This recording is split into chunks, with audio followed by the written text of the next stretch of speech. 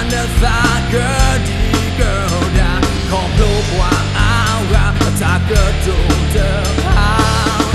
Ta e adon hiloti Em teda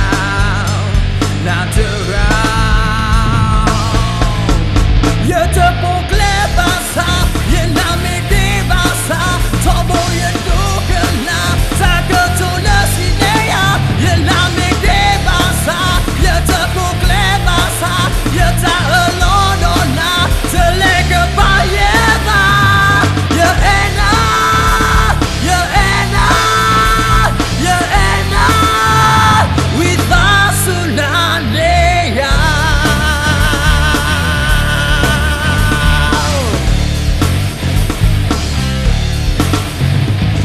Koplo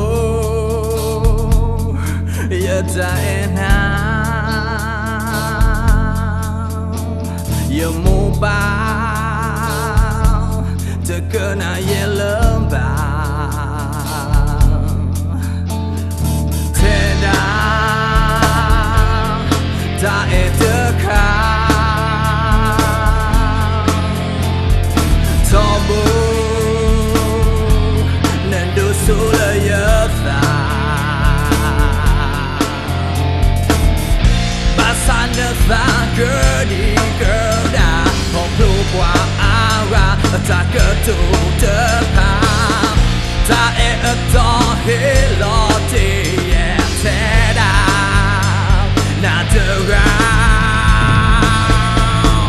Ye te pokle basa Ye na me de basa Tobo ye dukana Taka tuna sineya Ye na me de basa Ye te pokle basa Ye ta alone on na Te leke ba ye ba Ye ena Ye ena Ye ena With us unaneya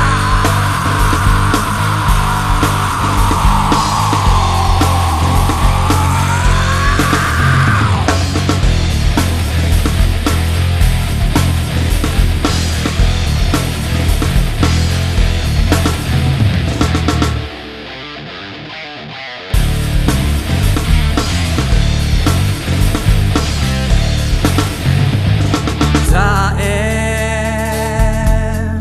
la udoya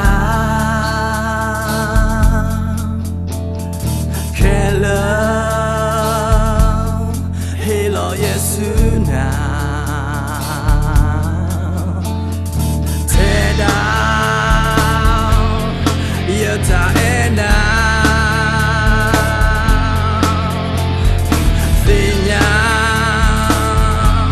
Nendo sola yeta